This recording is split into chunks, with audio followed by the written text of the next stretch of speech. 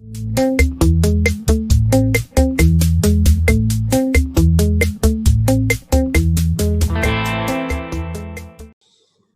right, so welcome again to FBI Africa Talk Show.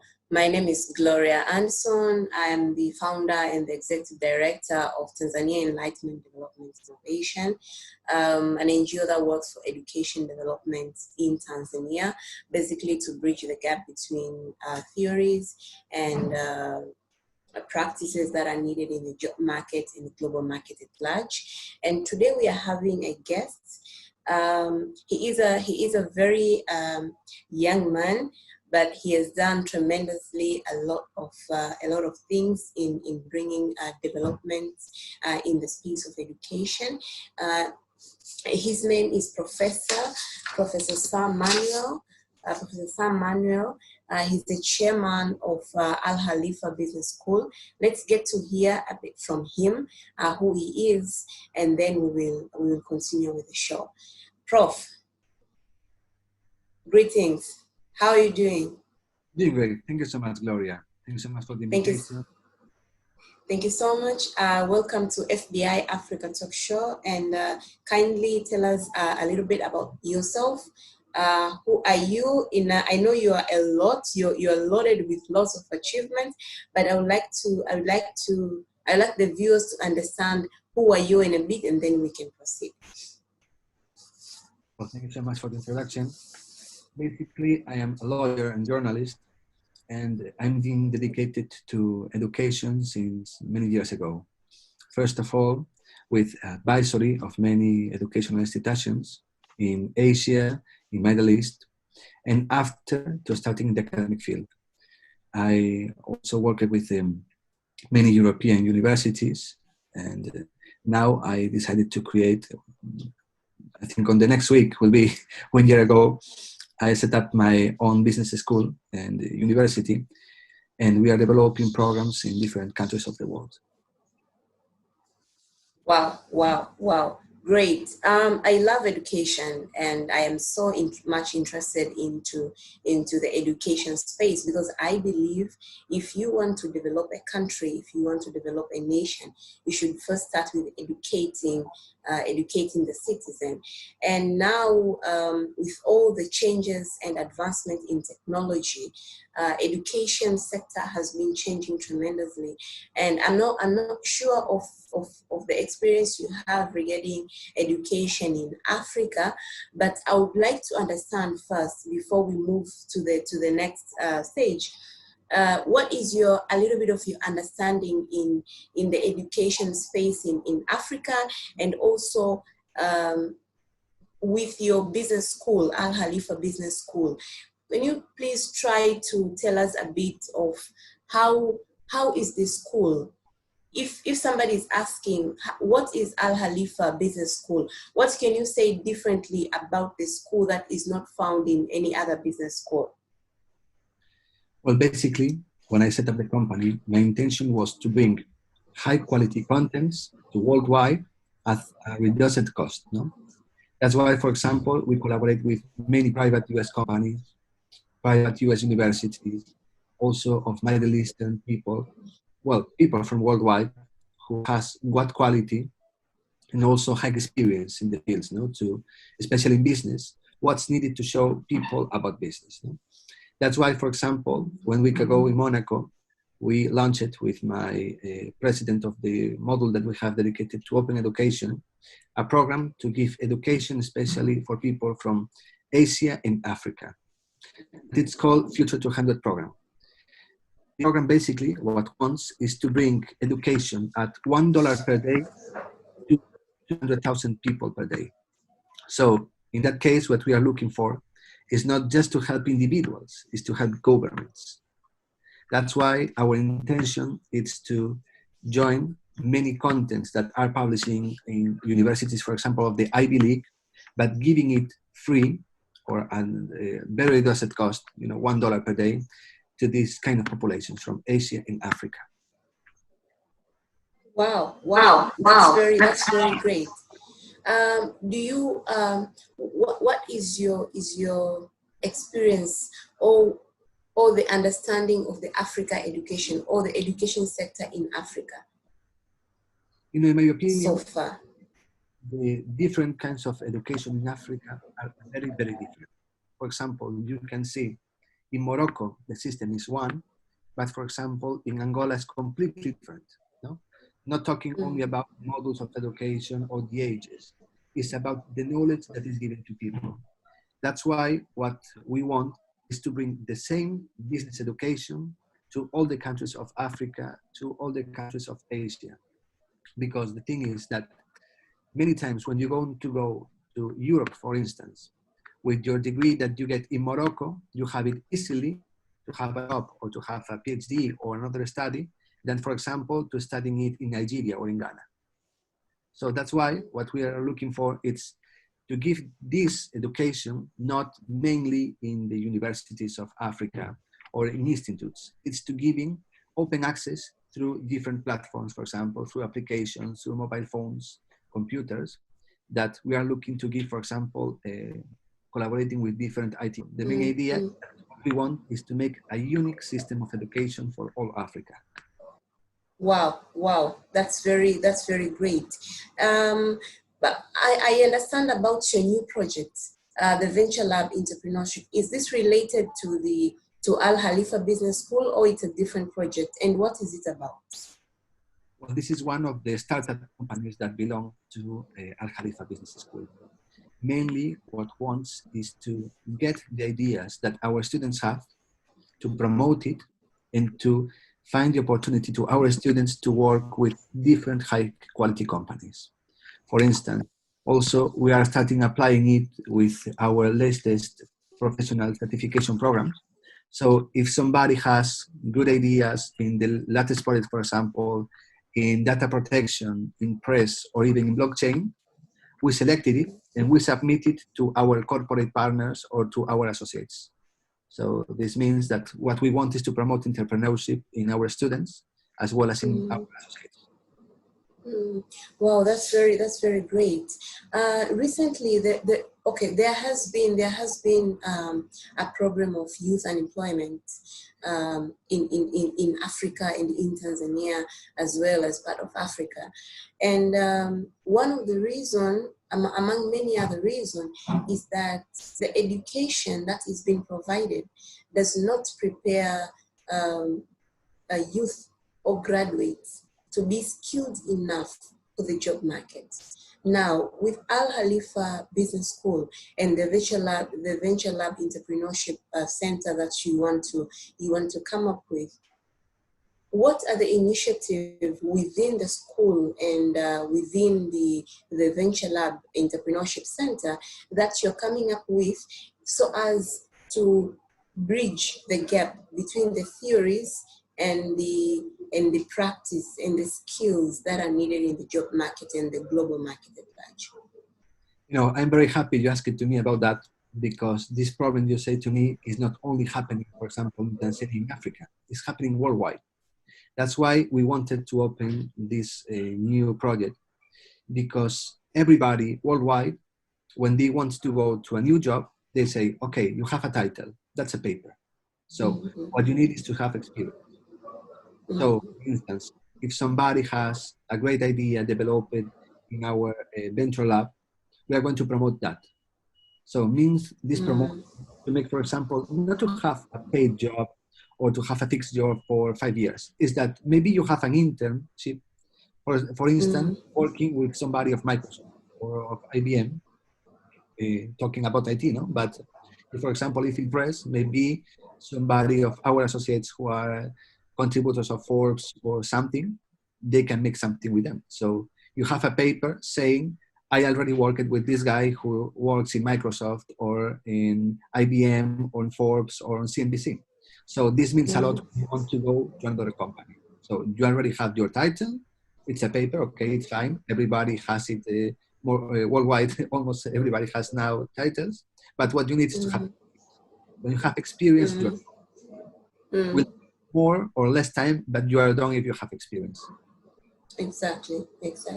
All right. So, and with this project, what exactly is what exactly do you want to do? Do you want like to establish centers within different countries, or will this be only through digital learning? Because I was going through your website and I've seen that Al Khalifa Business School is focusing on e-learning and technology disruption. So how is this? Is it gonna be physical? Like, are you gonna build a building and establish centers, or this will only be through online learning? You know, in my opinion, I trust a lot in relations. That's why what we want is not to build places, just to associate people who are there. Because, you know, when you are a new person going to a new country, you don't know nothing about the market. So that's why we prefer to associate with people who already knows the market and who already knows how works the country. So what we want to do is, first of all, making or starting the online relations of people from worldwide who work, for example, in Asia, but also treating with people of Africa. So this means what we make, it's a global community with global colleges, associated colleges worldwide. Wow, that's very great. Okay, so basically, I will take you to some of the related questions on the technology and industrial revolution and the future of education in Africa and the world at large. With Al Khalifa Business School, is focusing on e-learning and technology disrupting, basically on the disruptive innovation. What do you think? How is the university adapting to the fourth industrial revolution? And what are you doing to maintain that? Being that is where we are getting now. What are you doing and what have you done and how are you going to maintain the getting into the fourth industrial revolution in the education sector at large? You know, in our times, now we are very lucky because we have all the tools almost free. It's easy how, for example, when you want to set up a new company, the cost is very low. When you want to give content to people, almost the time is free. For example, in education, now you can find, for example, almost 15 different platforms to give education free to your students. If you want to have, for example, another version with having more courses or more platforms, yeah, you have to pay, but you don't need it. So that's why we are lucky to have at this time all the tools to use it. Even in having relations, new relations, it's quite easy because in our times of fourth industrial revolution, we have the tools also to contact with people worldwide. So because of that, I think that online learning will be the future. You can connect with everybody at very low cost or even free. Mm-hmm. Yeah, and so maintaining that the programs at Al Khalifa Business School all found online, or you also have students who study physically? Mainly what we have now is only online education, but we have also another kind of education called executive programs. These executive programs, despite now we are in COVID-19 issues in many countries, we're not able to develop it physically. But our intention is for 2021, the executive programs will be, for example, 2 or 3 days being trained with people who works directly in business companies. But at high level, we are talking, for example, to having an executive program on UAE with people who set up marvelous startups or already work in investment authorities or work in investment companies. So this is the best way to know how Ivy League universities are working now. Mm-hmm. Wow, great. And I've read a little bit about, I've gone through your website to understand on your program, and I've seen that you believe in student-centric model. How is that? Does it mean like students who comes at your university are the ones setting policies on how they should study, or what do you mean when saying that you believe in student-centric model? Well, what I mean is that the idea is to give the unique system, the same system for worldwide. So this means everybody will be connected with the same study system.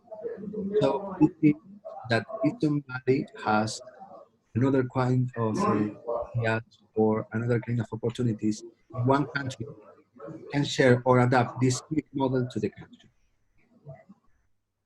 Wow, wow, that's great. That's great. Thank you so much. I think for the first session, I've understood that Al Khalifa Business School is focusing on e-learning, and your focus is to create relations to African continent at large, and making sure that all youth all youth get into understanding what you want to do with the center and with the school, to make sure that you are creating a generation of innovative and productive young people.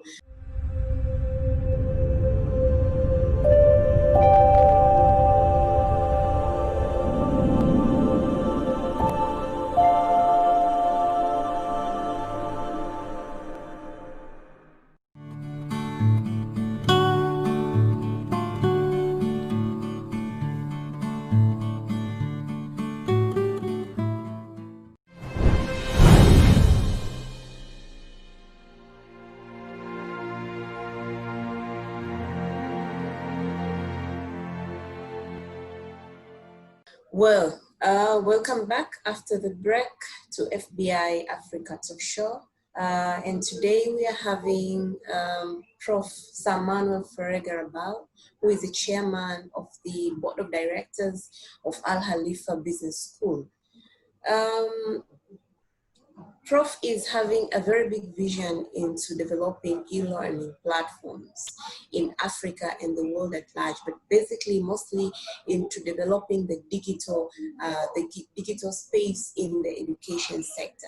So we're going to hear a lot about him. He's very young, as I said before, and he has done so many things in the education sector and has got a lot of achievement.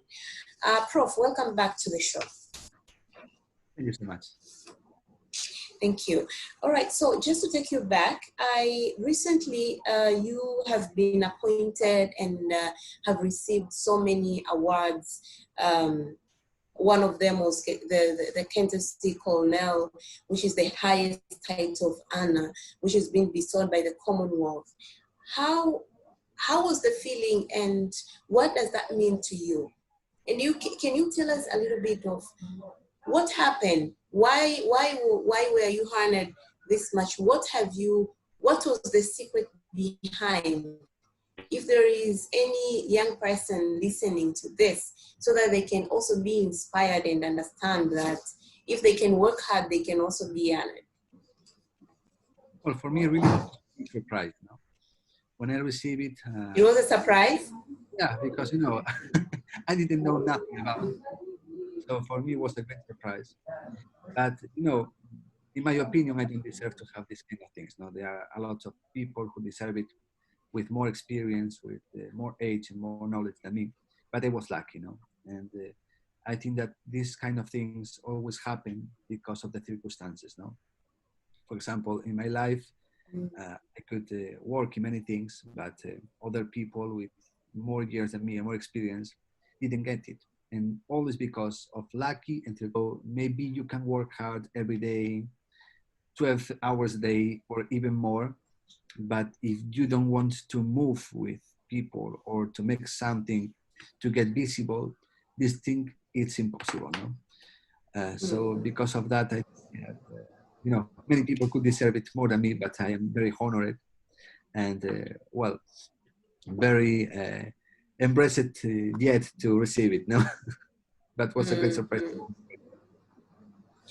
All right. And through your biography, it also says that you're an advisor of some princes and royal houses around the world, as well as an honorary ambassador of different organizations related to the United Nations.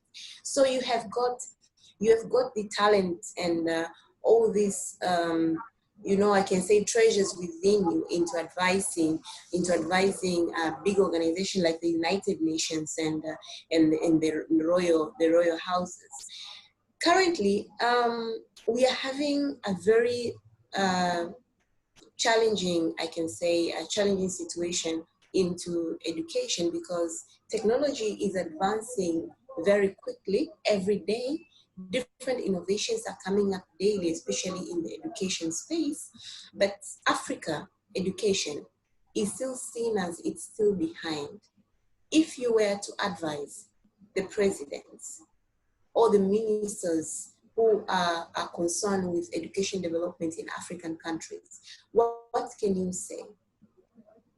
First of all, I will say to them, don't be politicians, be persons, and after be businessmen or businesswomen. Because, Sorry, can you I, repeat that? That is very yeah, powerful. I don't trust in policies. I don't trust in political views. In what I trust is in what people wants and what people who wants to have a product wants. So you need to think like a person, a human being, and after as a businessman or as a businesswoman.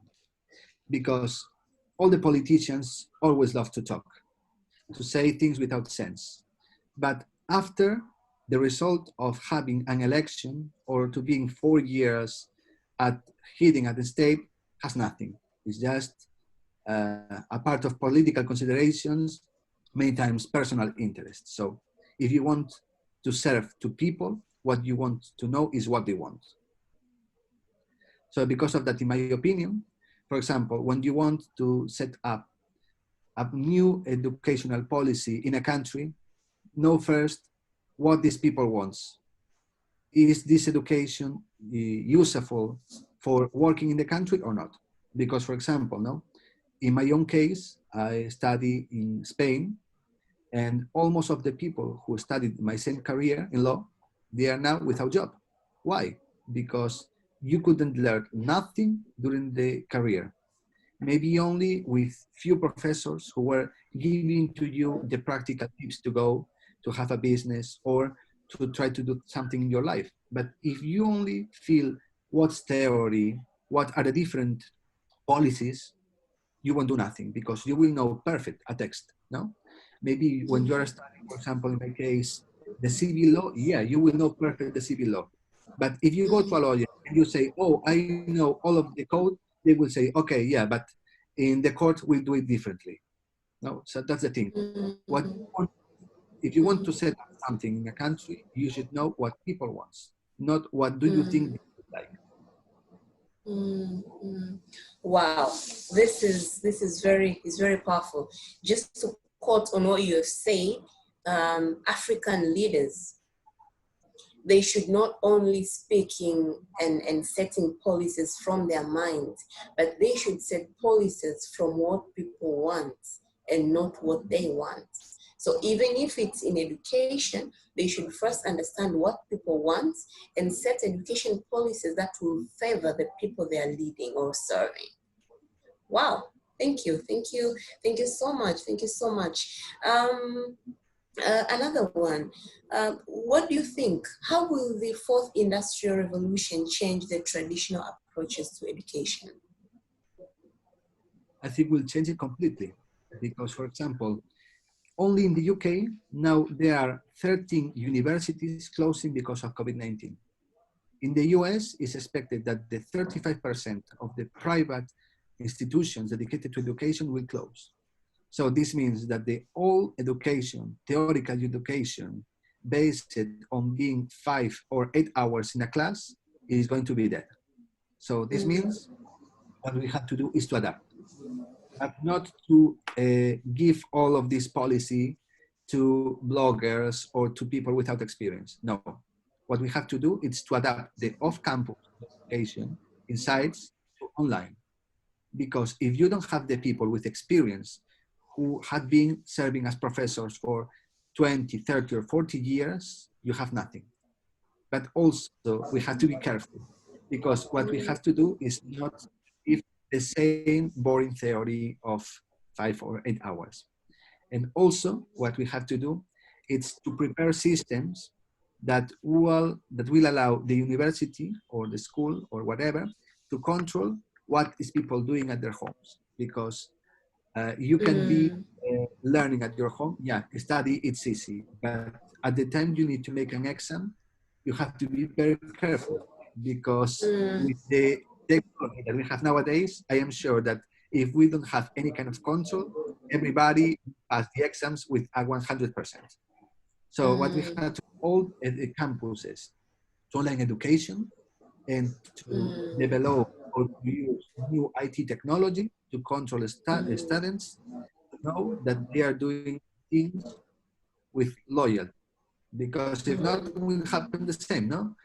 On the past, we have people with titles, but on the future, we will have a lot of people with more titles, but without knowledge and without experience, because they were copying. Wow, can you repeat that? In the future, we'll have people with titles, but without knowledge. Yeah, because if we give to people the possibility to study online and to have exams online, nobody will study. I'm sure they will pay only the bill of the of the university, and they will copy. They will also send to other colleagues, hey, on the first question, this is this answer, and the second one is this answer. No, I know many experiences now in Europe because of that during COVID, and people in studies that they have to know all about that. Everybody's passing with maybe at least an 80%, and the person who passed it with an 80% was the only who was studying, because the others, maybe the 80% of people were copying, no? So that's something that we have to control. Wow, wow. So it's not only about developing the e-learning platforms, but also we should set systems to control the e-learning. Just as the way there will be a supervisor supervising exams in a physical classroom, then there should be a system to control e-learning. Because if we don't do that, in the future we will have professions with titles but without knowledge, because they were copying exams. These are not my words. These are Prof. Manuel words. Thank you so much, Prof. We're going to take a short break again, and then we'll get back into discussing a little bit about the books you have written.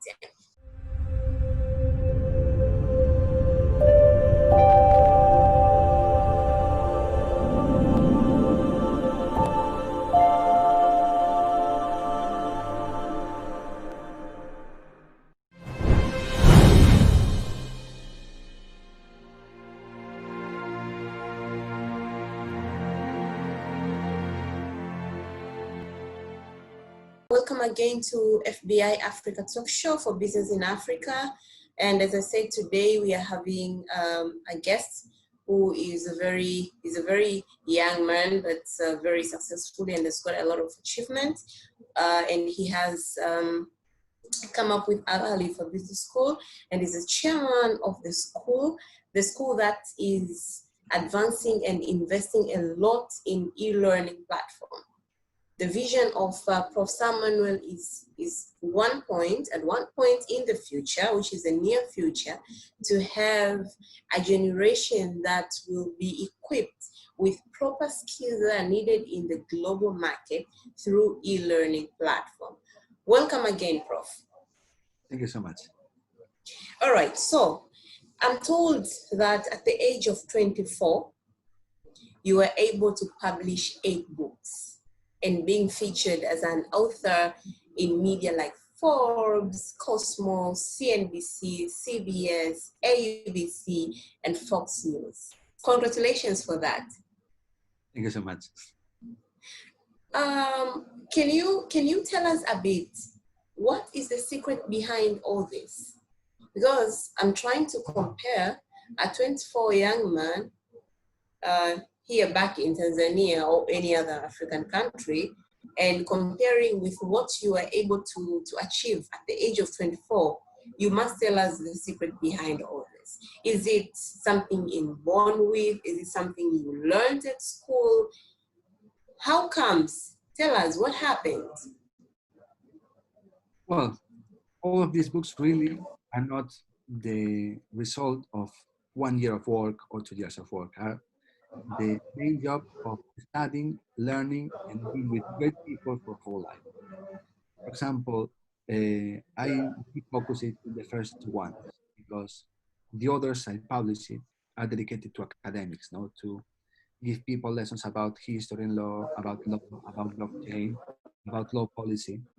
But the first two ones, very personal, and it's to help young generations to try to grow up or to achieve something.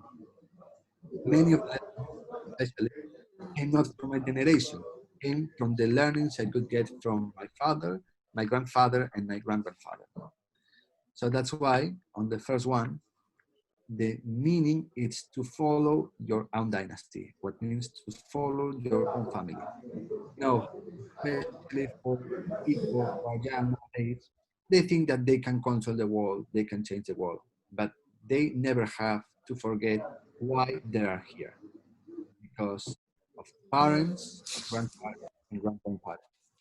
So Mm, that's why what we have to do always is to follow our own family, our heritage, and also help to preserve the heritage and to make new one. But never to say, I am completely disruptive, so I can do what I want. No, you always have to keep your own family and to know why are you here. The bad thing, the good thing. Especially the good things, to know what you have to do, and the bad things to know what you don't have to do. mm, wow, that is fantastic. So writing, publishing 8 books was not a story of only 1 year. So you're telling us that for one to be successful in anything they're doing, there has to be persistence, right? And something else, I'm just quoting from your answer, that never forget who you are. So if we should not forget who we are, that means we first has to understand who we are and focus and maintain into the original identity we have so as to reach our dreams. And among the 8 books you've written, what is your favorite book? And can you please tell us a little bit about the book and why you wrote it? Well, in my opinion, as I told you, the first one, follow your own dynasty, because this was the one who takes more time, many lessons, and also many learning from all generations. There are many contents that I could get talking with my father, and also what's a pity because I couldn't be some time with my he was when I was very young. But many of the Mm, learning that my father gave to me from my grandfather were very useful for writing this book. So because of that, for me, the most important is the heritage, the dynasty, and also after, that is the second part, is the second book, follow steps, no results, means learn in the failure. Because when you want to do something, never think in the price. Think in what you want to do, but in long term. To what you have to know, it's to know what you have to do and what you don't have to do, and also in what you have to in the things that you don't have to do, learn about why that fails, and also the good point of the bad side. mm, okay. Learning from the failures.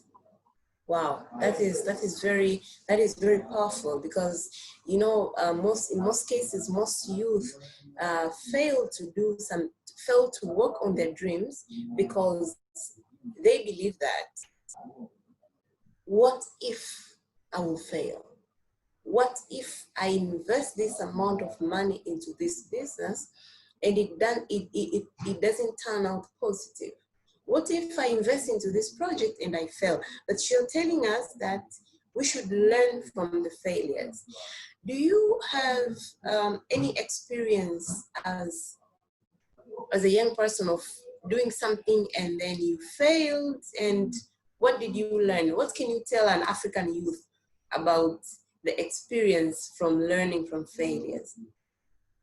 Of course, everybody fails every day. So I always try to learn every day in what I don't have to do. And especially the most important thing is in personal relations and professional relations. So this is the point where you always will learn more because, yeah, studying you can learn, for example, many concepts, many practical experience, but you only will learn day by day when you are working on something or when you are treating with something.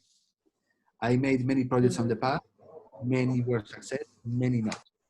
But the thing, I always keep the positive thing, no?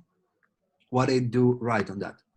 But the thing that helped me to progress, to get an achievement was in which I failed, what to improve that. Wow, wow. Thank you so much. Thank you so much. That is very powerful. I'm sure whoever is going to listen about on this talk show, they will get to understand that you should not worry. You should not be worried on failing, but you should take them as a lesson. And they say the more risk you take, the more possibilities of you becoming successful in what you're doing. Um, I understand that you have been an investor and you're an investor. What can you say about the growth of Africa economy? What can be done? What can the leaders do?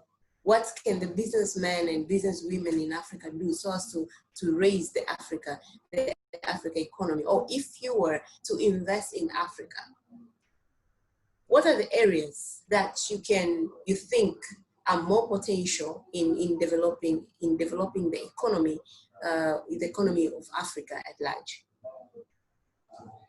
In my opinion, Africa is the most richful continent of the world. But the thing is that many times when you want to offer your own project or your own product, people is not doing the things right.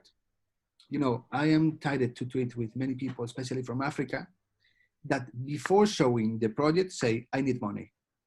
So that's the wrong thing.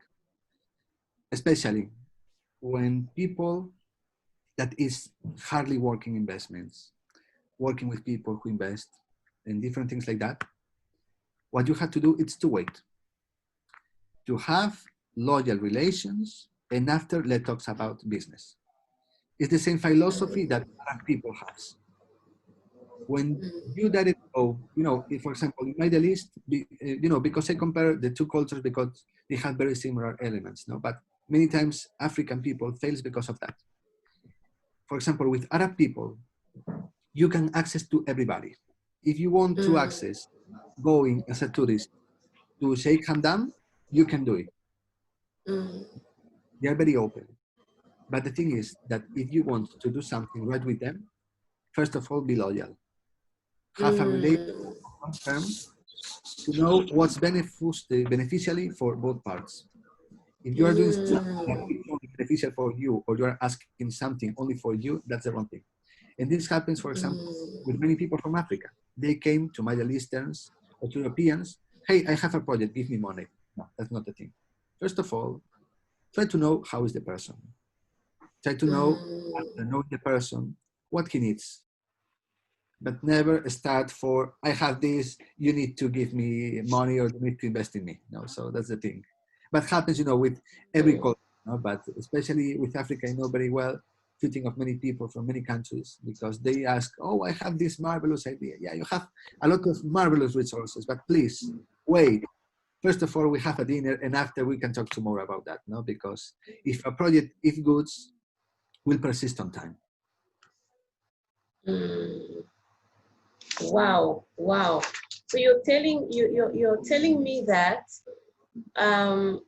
before looking at the larger perspective of developing the continent, we should start to work on the personal character.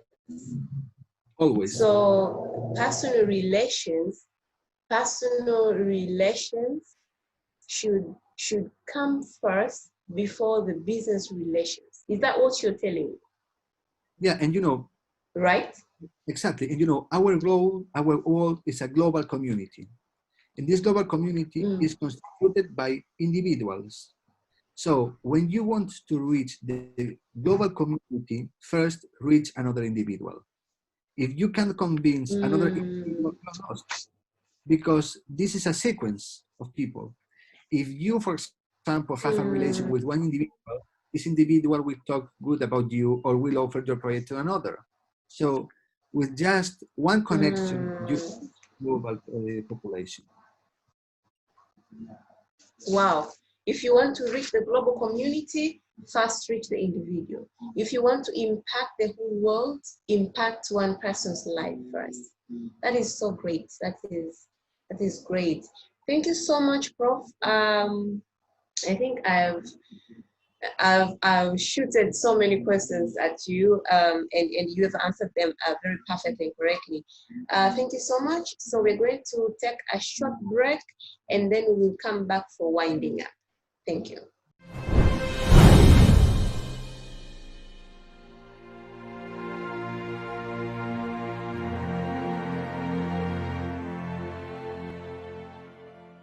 All right, so we're in the last segment of FBI Africa Talk Show for Business in Africa.